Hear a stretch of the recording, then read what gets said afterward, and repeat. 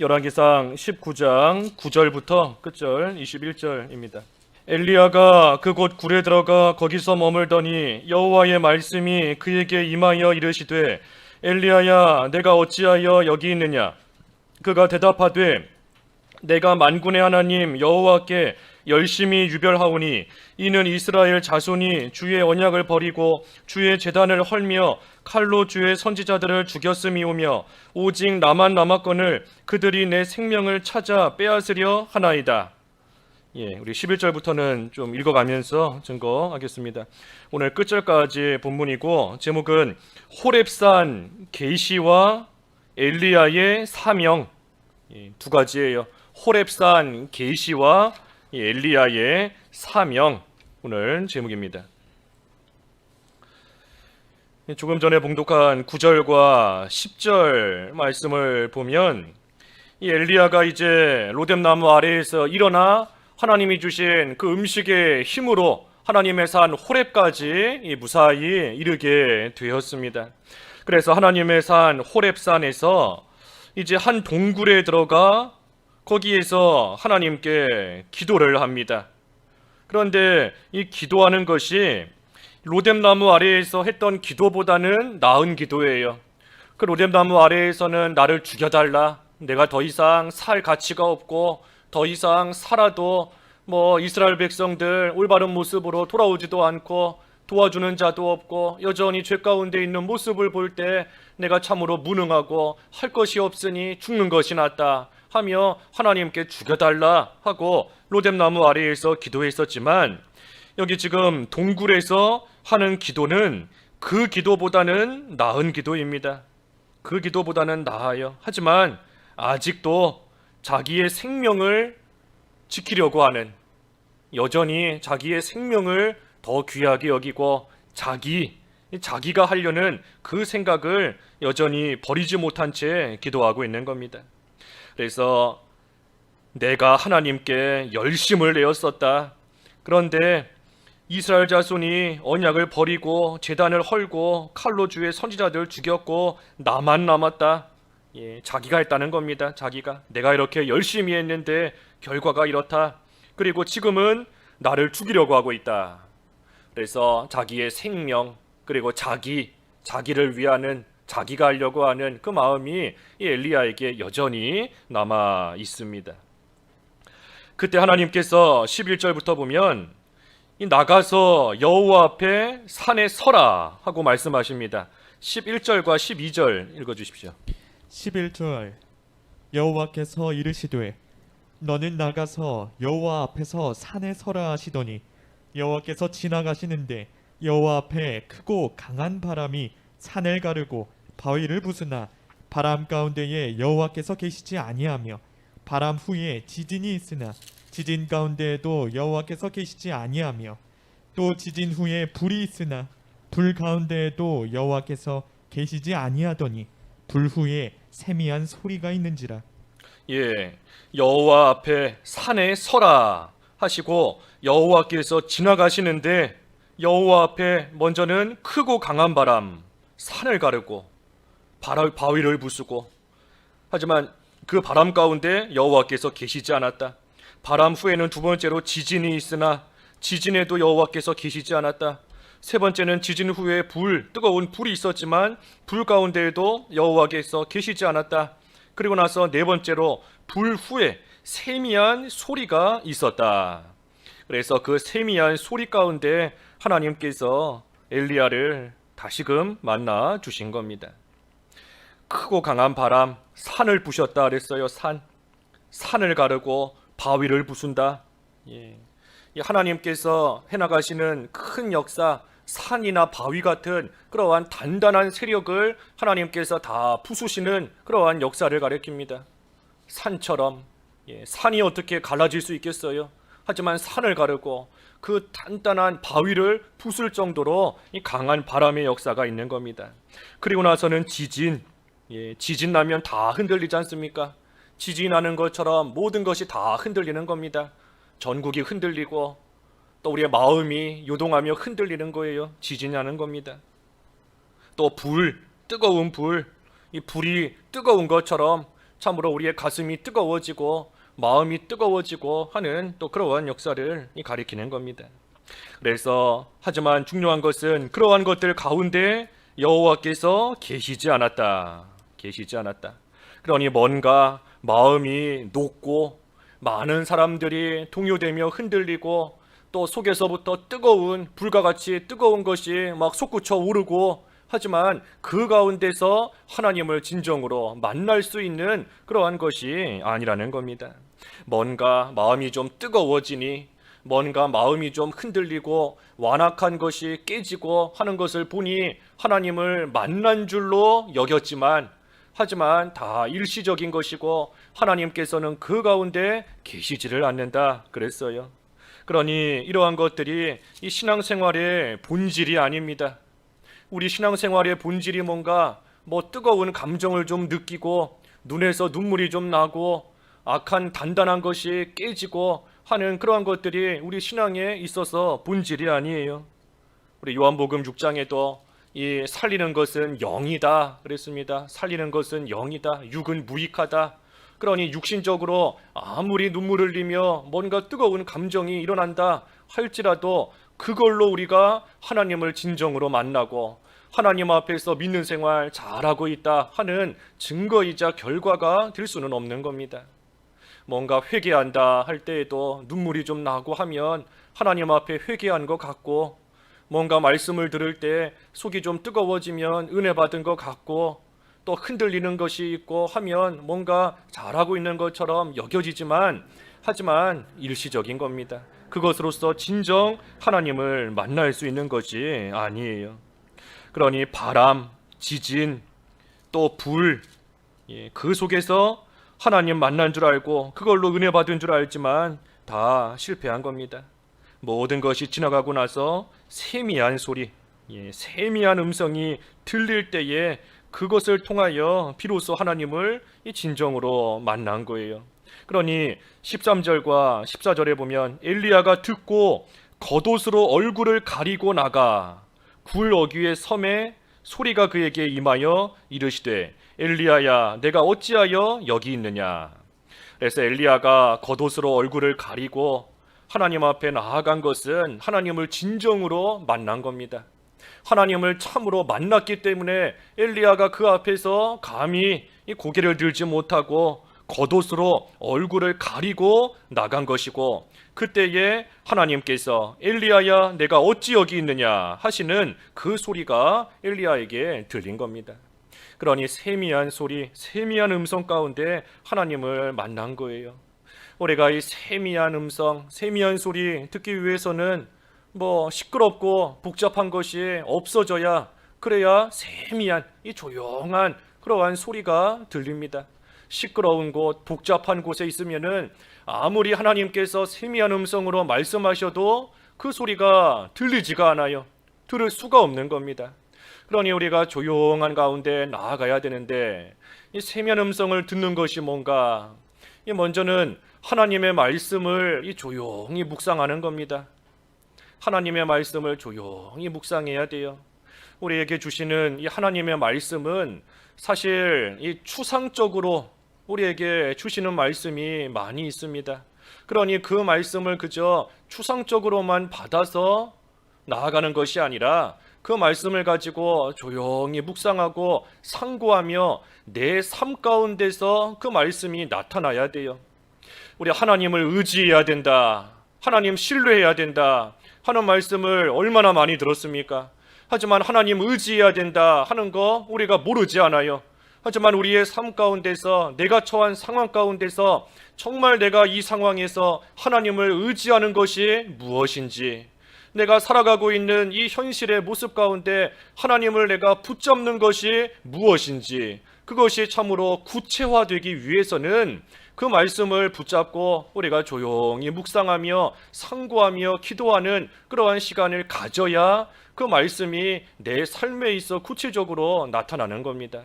그저 하나님 의지해야 된다, 그렇게 추상적으로만 우리가 생각하며 받으면 안 돼요. 내가 정말 하나님 의지하는 게 무엇인지, 어떻게 해야 내가 하나님을 정말로 의지하는 삶을 살아가는 것인지, 그것을 놓고 우리가 조용히 기도하다 보면 그것이 나에게 와서 나타납니다. 세미한 하나님의 음성이 들리는 거예요. 하나님께서 나에게 원하시는 바가 이런 모습이구나. 하나님을 의지하는 것이 내가 지금 처한 상황에서 이렇게 하는 것이구나. 하나님의 세미한 소리가 비로소 들리는 겁니다. 그래서 말씀을 가지고 우리가 기도하는 겁니다. 늘 그저 소원하는 거, 내가 원하는 거, 그것만 가지고 기도하다 보면 마음이 복잡해져요. 내가 원하는 것은 이건데 왜 하나님이 안 들어주시는가? 내가 바라는 거 이건데 왜 변화가 없는가? 자꾸만 기도한다 하면서도 우리의 마음이 복잡해지고 혼란스러워지고 시끄러워지는 겁니다. 그렇게 되면 기도한다 하고 앉아있지만 하나님의 세미한 소리가 들리지를 않는 겁니다. 그래서 하나님의 말씀을 가지고 조용히 묵상하며 기도할 때 세미한 음성이 들리는 것이고, 또 한 가지 세미한 소리가 들리는 것은 우리 19장 들어와서 계속 증거하고 있지만 이 자기가 없어져야 됩니다. 자기가 없어져야 하나님의 이 세미한 소리가 비로소 들립니다. 내가 뭔가 하겠다라고 할 때에는 안 들려요. 내가 뭔가 하고자 할 때에는 이 모든 것이 복잡하게만 돌아갑니다. 이것도 내가 해야 되고 저것도 내가 해야 되고 내가 하려고 하니 일은 안 되고 마음만 복잡해지고, 그러니 세미한 음성 아무리 하나님께서 주셔도 들리지가 않는 겁니다.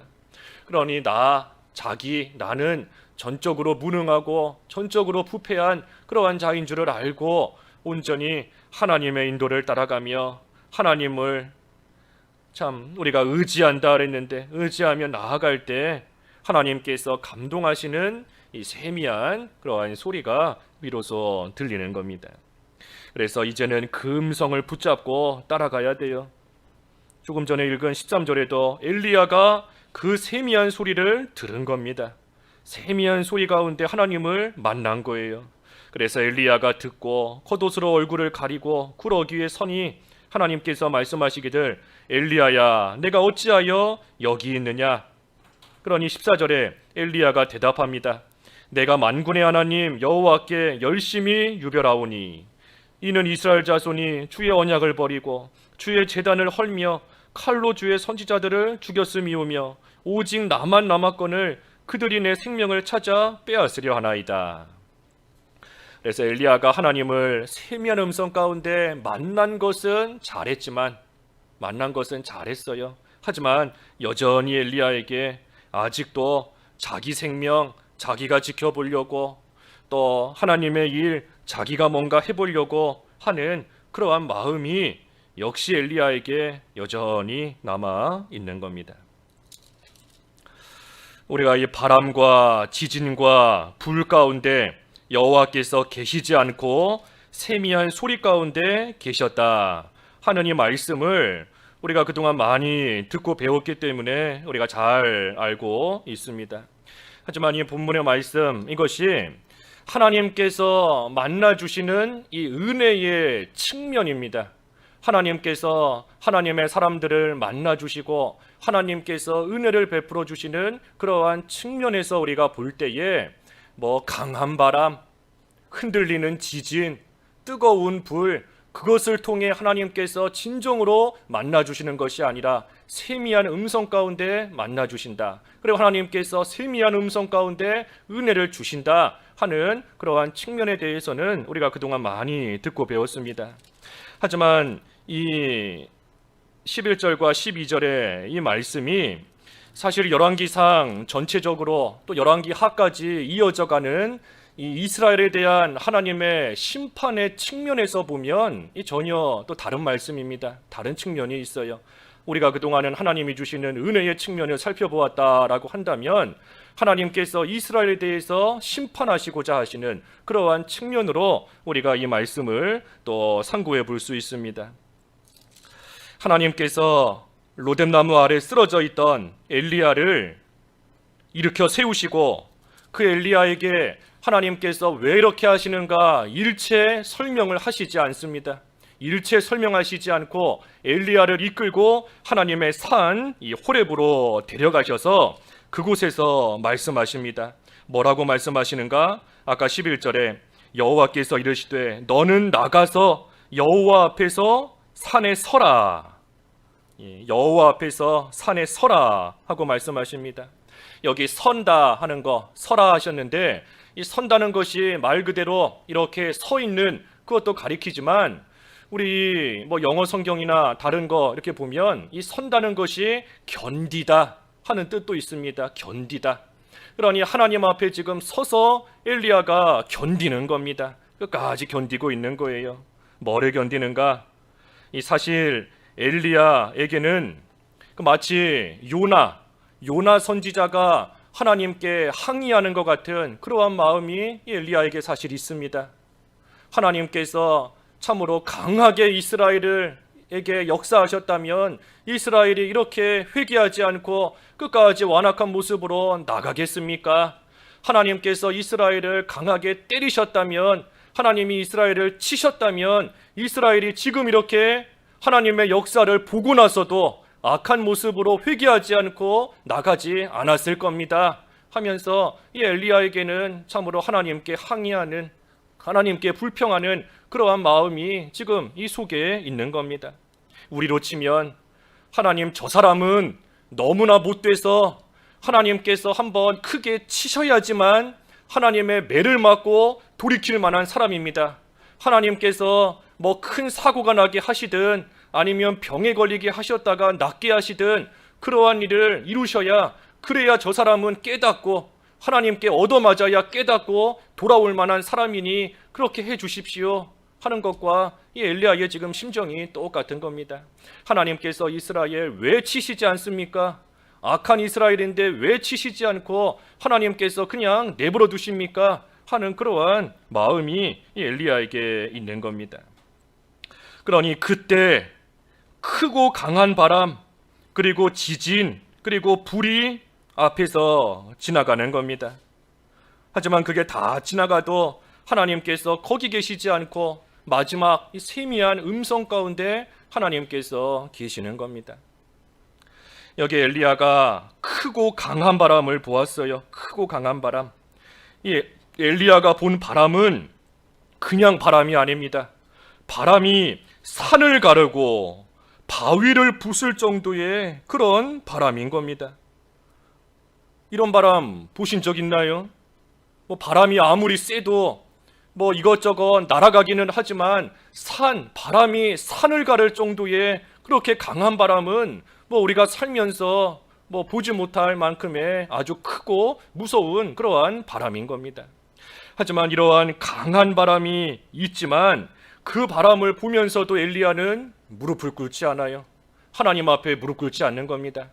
또 그 후에 지진이 나고 또 지진 후에 크고 강한 뜨거운 불이 있지만 그 무서운 그러한 가운데서도 엘리야는 끝까지 지금 서 있는 겁니다. 그 가운데서도 하나님을 찾으며 계속해서 하나님 앞에 무릎 꿇지 않고 엘리야는 꼿꼿하게 지금 서 있는 겁니다. 그런 엘리야에게 하나님께서 말씀하시는 겁니다. 너도 이렇게 크고 강한 재앙 가운데 하나님 무섭다고 무릎 꿇지 않는데 하물며 하나님께서 이스라엘 백성을 때리신다고 한들 그 이스라엘 백성들이 무서워서 하나님께 돌아와 무릎을 꿇겠느냐? 하나님께서 그것을 엘리야에게 깨닫게 하시는 겁니다.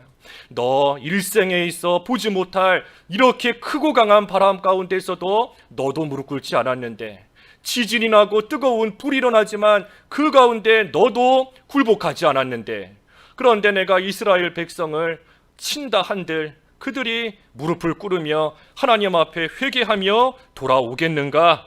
그런데도 너는 왜 나에게 그 일을 하지 않느냐고, 왜 나에게 이스라엘 백성을 치지 않느냐고 지금 불평하며 따지고 있느냐, 그런 생각을 하느냐 하시고 하나님께서 엘리야에게 말씀하시는 겁니다.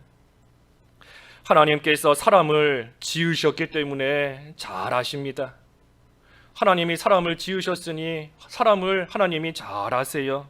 인간은 완력으로서 무릎을 꿇는 자들이 아니다 하는 거 하나님께서 잘 아시는 겁니다. 우리 뭐 그런 그 이야기도 있잖아요.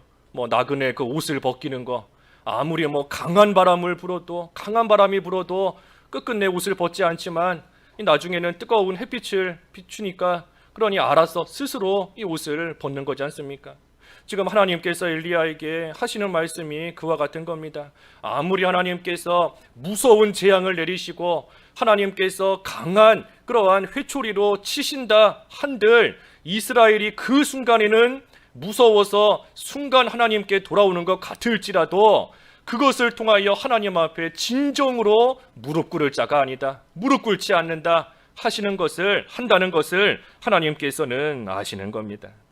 그러니 하나님께서 이 모든 것을 엘리야 앞에서 지나가게 하시고 그리고 나서 마지막으로 세미한 음성, 세미한 소리를 하나님께서 들려주시는 겁니다. 하나님께서는 말로 하신다는 거예요. 말로. 하나님께서 하나님의 백성들이 악한 모습으로 나아갈 때 그들에게 윽박지르지 않으시고 그들을 때리시거나 완전히 내버리시거나 포기하지 않고 마치 광야에서의 이스라엘 민족, 이스라엘 백성 하나님 앞에 불순종하고 나아가니 하나님께서 이스라엘 출애굽 1세대를 다 버리시고 새로 태어난 2세대 새로운 사람들이에요. 애굽에서 나온 사람들은 하나님이 다 버리시고 하나님께서 새로 태어난 그 새로운 백성들을 가나안 땅에 들어가게 하시는 것 같은 그러한 역사를 지금 이 순간에도 하실 수 있지만 하나님께서 그렇게 하시지 않는다는 겁니다. 그렇게 하시지 않고 하나님께서는 말로 하신다는 거예요. 말로, 말씀으로. 그 말씀도 강하고 윽박지르는 말씀이 아니라 세미한 음성, 부드럽게 속삭이는 그러한 소리로 하나님께서 하신다는 겁니다.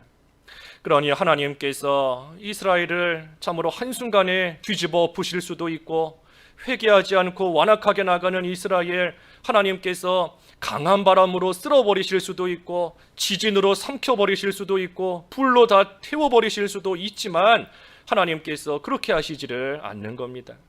오늘날도 마찬가지예요. 하나님께서 지금도 말로 하십니다. 말로. 말씀으로 우리를 찾아오시고 때로는 그 말씀이 너무나 세미하고 너무나 부드러워서 우리가 설교 시간에 졸기도 하고 자기도 하고 하지만 그래도 하나님께서는 그렇게 하신다는 겁니다. 이스라엘을 무섭게 때려서 잡거나 이스라엘을 포기하고 버리시지 않고 계속해서 말로 하십니다. 그러니 이후에도 하나님께서는 말로 하는 선지자들을 하나님께서 계속 이스라엘에 보내셔서 하나님의 말씀으로 이스라엘을 권면하시고 책망하시고 다시금 깨닫게 하시며 붙드시는 그러한 역사를 하나님께서 계속해서 이루어 가시는 겁니다. 오늘날도 마찬가지예요. 오늘날도 복음 전파하는 그러한 사람들을 통해서 하나님께서 말씀을 듣고 말씀을 통하여 하나님 앞에 회개하며 나오도록 하시는 그러한 역사가 계속해서 있는 겁니다. 그래서 이스라엘을 심판하신다는 그러한 측면에서 볼 때에 참으로 악한 이스라엘이지만 하나님께서 그들을 다 태워버리시거나 날려버리지 아니하시고 하나님께서 세미한 음성으로 그들을 결국은 돌이키게 하실 것이다 하는 것을 엘리야에게 또 가르쳐 주시는 겁니다. 그때 엘리야가 하나님을 세미한 소리 가운데 만났습니다. 그리고 나서 그러한 엘리야에게 하나님께서 이제는 사명을 주십니다. 새로운 사명을 주시는 거예요. 그 15절과 16절 읽어주십시오.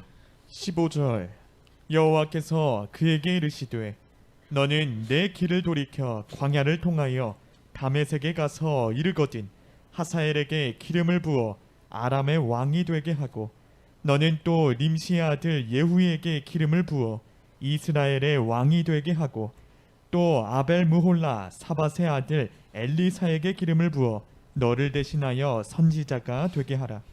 사명 세 가지를 주십니다. 엘리야에게 사명을 주시는 거예요. 너는 죽기를 바랬지만 나는 너를 계속 붙들고 사용한다. 너가 할 일이 있다 하시며 사명을 주시는 겁니다. 하사엘을 아람의 왕으로 기름 부어 세우고 아람의 왕, 아람은 그 이방 나라입니다. 그래서 하사엘을 아람의 왕으로 기름 부어 세우라 하는 것은 우리로 치면 이 세상 나라에 대해서 할 일을 바로 하라 하는 겁니다. 우리가 믿는 자다라고 해서 그저 교회에서만 바로 하고 세상 나라는 불신 나라이니 우리가 함부로 한다, 그거 옳지 않아요. 세상 나라에 대해서도 우리가 관계를 바로 하고 할 일을 바로 해야 됩니다. 국민으로서의 의무를 다해야 되고, 또 이제 조금 있으면 대통령 선거도 있는데 또 우리가 대통령 선거도 우리가 하나님 앞에 기도하면서 또 할 도리를 다 해나가는 것, 그것이 올바른 겁니다. 그래서 하사엘을 아람의 왕으로 세우라 그랬고, 두 번째는 예후를 이스라엘의 왕으로 또 기름 부어 세우라 그랬습니다. 예후에게 기름을 부어 이스라엘의 왕이 되게 하라. 이 이스라엘, 북이스라엘인데 이 이스라엘은 지금 하나님의 백성이다 하지만 타락한 백성들입니다. 그런데도 예후를 그 이스라엘의 왕으로 세우라 그랬으니 타락한 북이스라엘에 대한 관계도 바로 하라는 거예요. 우리로 치면 교회는 교회이지만 타락한 교회에 대해서도 우리가 할 일, 또 관계를 맺을 것은 이 바로 하라는 겁니다. 그러니 지금 북이스라엘 타락한 나라에 살고 있지만 그 나라에서도 해야 될 것은 하고 하지 않아야 될 것은 안 해야 돼요. 경계를 잘 지켜야 되는 겁니다. 그래서 예후를 이스라엘의 왕으로 세우라 그랬고, 세 번째는 엘리사에게 기름을 부어 너를 대신하여 선지자가 되게 하라. 그래서 엘리야의 뒤를 이어서 또 하나님의 일을 감당할 후계자로 엘리사를 기름 부어서 세우라. 그래서 이 세 가지를 하나님께서 엘리야에게 사명으로 주셨습니다. 17절 읽어주십시오. 17절 하사엘의 칼을 피하는 자를 예후가 죽일 것이요 예후의 칼을 피하는 자를 엘리사가 죽이리라. 예, 그래서 하사엘도 칼을 씁니다. 하지만 이 하사엘은 그 아람 이방 나라의 왕으로서 하나님의 법은 몰라요. 하나님의 법은 모르기 때문에 세상 기준으로 비추어서 악한 것이 있으면 그 칼로 치는 겁니다.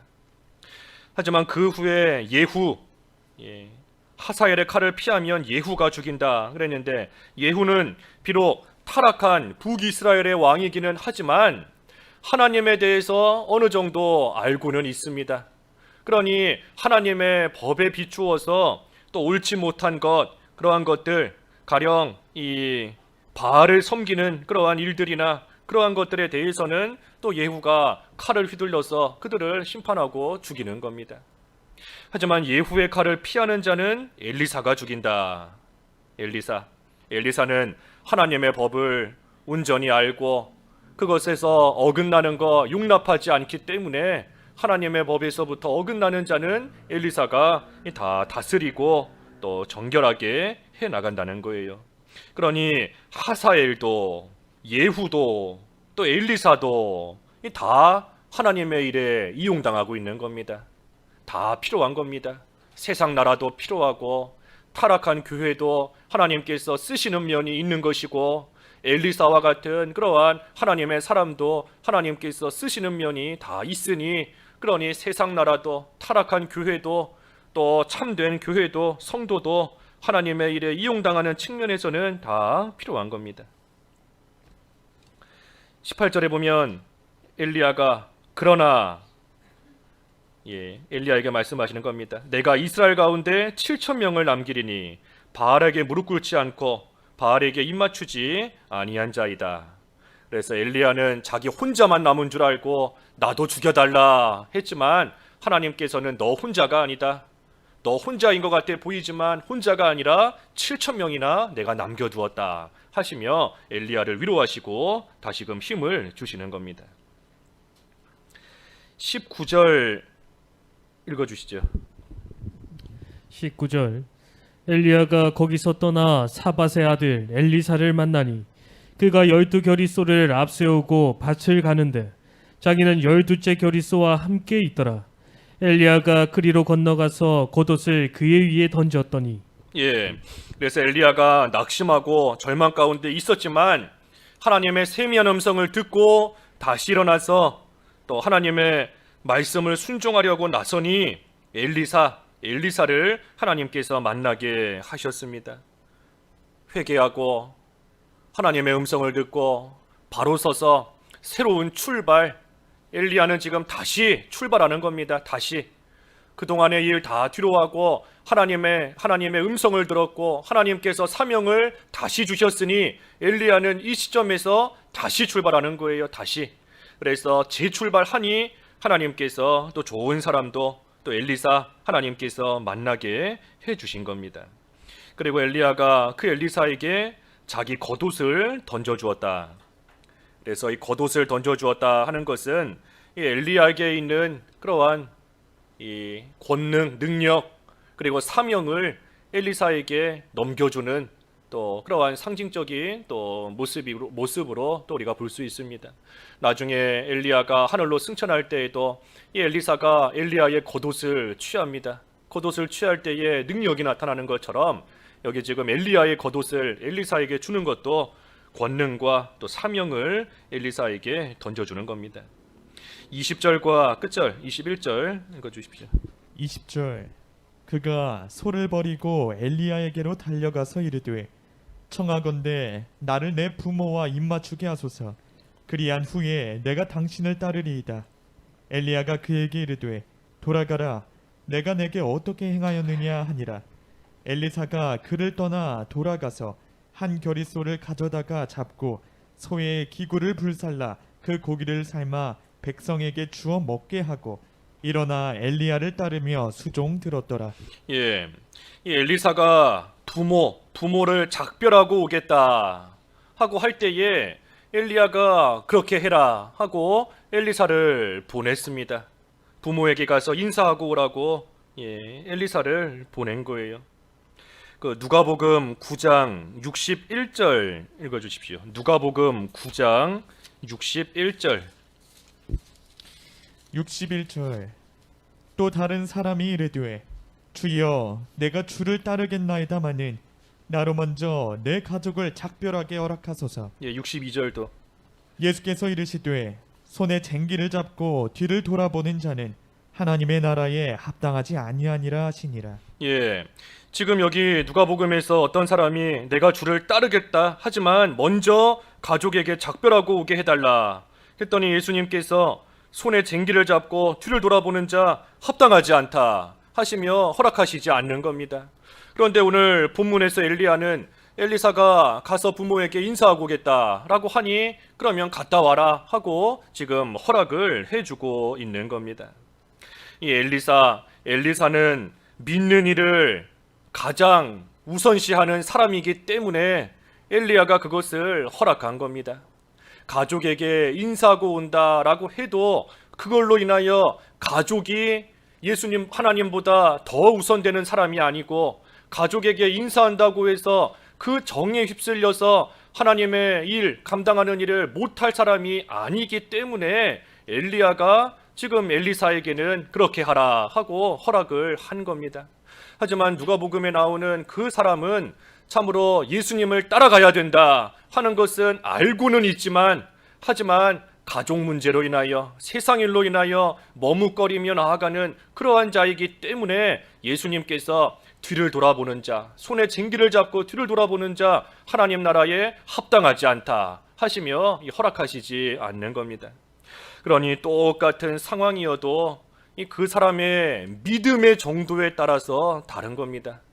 믿음의 정도에 따라서 저 사람에게는 왜 저렇게 하라 하고 나에게는 왜 이렇게 하라 하는가. 똑같은 환경인데 똑같은 상황인데 하지만 그 사람의 믿음의 수준과 정도가 다르기 때문에 그렇기 때문에 이 사람은 이렇게 저 사람은 저렇게 하는 그러한 모습이 나타날 수 있는 겁니다. 그래서 엘리사가 엘리야를 떠나 돌아가서 잔치를 한 겁니다. 잔치. 소를 잡고 삶아서 백성에게 주어 먹게 하고 잔치하고 모든 관계를 다 정리하고 그리고 나서 엘리야를 따르며 수종을 들었다. 그래서 모든 것을 다 이제는 뒤로하고 이 엘리사 여기 본문에 보면 참 부자였던 것 같아요. 부자. 그 아까 19절에 보면 이 소 12결이 소를 앞세우고 밭을 갈았다 하는 것을 보면 소 12마리를 가지고 밭을 갈 정도면 소도 많거니와 그 밭도 여간 큰 밭이 아닌 것 같습니다. 그러니 엘리사가 아마 모르긴 몰라도 부자였던 것 같은데, 하지만 그 모든 거 다 뒤로하고 이제는 정리하고 그리고 엘리야를 따라서 하나님의 일에 충성하며 나아가기 시작한 겁니다. 그래서 오늘 호렙산 계시와 이 엘리야의 사명 그랬어요. 하나님께서 호렙산에서 엘리야를 세미한 음성 가운데 만나 주신 줄을 우리도 기억할 때에 참으로 하나님 세미한 가운데 만나기를 힘써야 됩니다. 세미한 가운데. 그래서 하나님을 만나서 이제는 하나님이 주시는 사명감을 가지고 우리도 새로운 출발, 다시금 일어나 출발하며 하나님의 일에 충성을 다하는 그러한 삶을 우리도 잘 살아야 하는 것입니다. 말씀 생각하시며 잠깐 기도하시죠. 기도하겠습니다. 하나님 아버지, 엘리야가 하나님의 산 호렙산에 섰을 때에 참으로 여호와 앞에서 강한 바람, 지진, 뜨거운 불이 지나갔으나 그 안에 여호와께서 계시지 아니하시고 세미한 음성 가운데 계셔서 엘리야를 만나 주셨다 하였습니다. 하나님, 저희도 참으로 세미한 음성 가운데 하나님의 음성을 듣고 또 하나님을 진정으로 만나는 그러한 믿음의 길 걸어가기를 원하오니 하나님의 말씀을 늘 상고하며 묵상하며 또 내가 하려고 하는 모든 것 내려놓게 하여 주시옵시고 하나님의 음성을 잘 들어 하나님의 사명을 발견하고 그 사명 끝까지 감당해 나갈 수 있는 저희들 될 수 있도록 인도해 주시옵소서. 예수님의 이름으로 기도하옵나이다. 아멘.